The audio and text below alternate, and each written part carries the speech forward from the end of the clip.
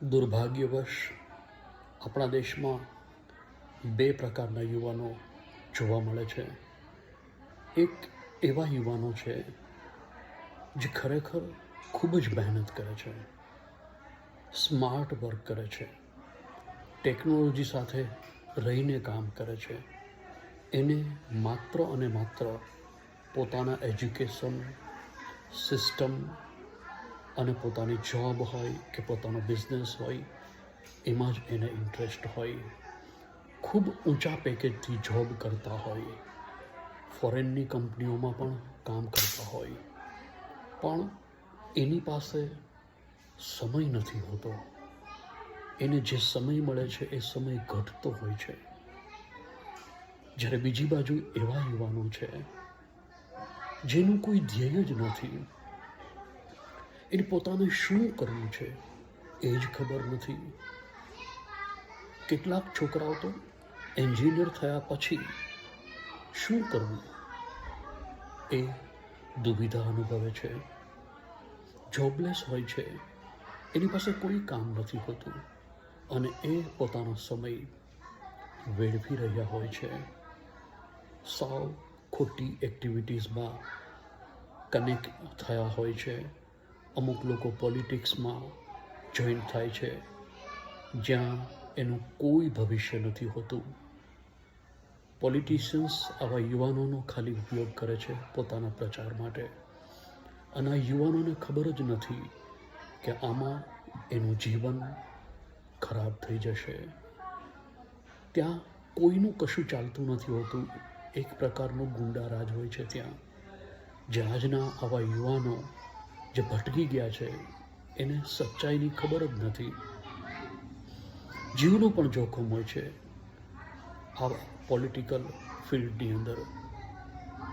એટલે મારી તો એક જ સલાહ છે, કોઈ પણ યુવાન હોય, ગ્રેજ્યુએટ થાય, એન્જિનિયર થાય, એને ઇમિડિયેટ જે કાંઈ પણ જોબ અવેલેબલ હોય એ જોબ સ્વીકારી લેવી જોઈએ અને એમાં પોતાનું કેરિયર આગળ વધારવું. અનુભવ થાય, અનુભવથી પણ તમારો વિકાસ થાય, તમને બીજી કંપનીઓમાં જમ્પ મળે અને તમારો ક્રમ પ્રમાણે વિકાસ થતો જાય. જ્યારે જે છોકરાઓ જોબ નથી સ્વીકારતા, કોઈ ચોક્કસ કામ ધંધો નથી કરતા, એ લોકો થોડા સમય પછી કાંઈ જ કરી શકવાની હાલતમાં નથી હોતા. એનું જીવન વેર વિખેર થઈ જાય છે અને એ માત્ર રખડું બની જાય છે.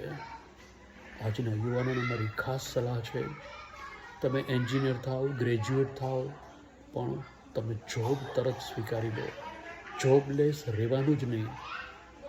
પછી તમે તૈયારી કરો, સરકારી નોકરીઓની તૈયારી કરવી હોય તો એ પણ કરો, પણ તમારી પાસે એક જોબ પહેલાં હોવું જોઈએ જેમાંથી તમારો બધો જ ખર્ચ નીકળી શકે અને તમે પ્રિપેરેશન કરો એ પ્રોપર વે છે. જીપીએસસી છે, યુપીએસસી છે, બેન્કિંગ સર્વિસ છે, એજી ઓફિસની જોબ છે, સેન્ટ્રલ ગવર્મેન્ટની જોબ છે, પીજીવીસીએલમાં જોબ છે, જેટકોમાં જોબ છે, ઘણા બધા સરકારી ડિપાર્ટમેન્ટ છે. આ ઉપરાંત આજે પ્રાઇવેટ કંપનીઓ ખૂબ સારી છે, જેમ રિલાયન્સ ગ્રુપ છે, અદાણી ગ્રુપ છે. તો આમાં પણ ખૂબ સારી જોબ અવેલેબલ હોય છે. હા, તમારે તમારું ટેલેન્ટ પુરવાર કરવું પડે. પણ ફરીને હું યુવાનોને એક જ વાત તરફ ધ્યાન દોરીશ કે તમારો સમય છે એ ક્યારેય બગાડતા નહીં. કોઈ પણ પોલિટિક્સમાં કે કોઈ પણ જગ્યાએ આજકાલ લોકો ગણપતિ ઉત્સવમાં પોતાના જીવનનો કિંમતી સમય બગાડતા હોય છે. હવે નવરાત્રિ આવશે, આવું બધું ચાલતું જ રહેવાનું આપણા દેશમાં, જેમાં સમય બગાડે છે યુવાનો, જેનો કોઈ અર્થ નથી. It is meaningless, it's a waste of time. ન બગાડો તમારા જીવનનો કિંમતી સમય. કામે લાગી જાઓ, નોકરી કરો, ધંધો કરો, આર્થિક ઉપાર્જન માટે વિચારો. નહીતર ભારત દેશ પહેલાં ગરીબી રેખા નીચે જીવતો હતો અને હજુ પણ ગરીબી રેખા નીચે જ રહેશે. ધાર્મિક, પાખંડી બધી જ પ્રવૃત્તિઓમાં ક્યાંય યુવાનો તમે ઇન્વોલ્વ ન થાઓ. આ બધું હંબક છે, સાવ ખોટું છે, બધા અંધભક્તો છે. એની પાછળ તમે તમારું જીવન ન બગાડો.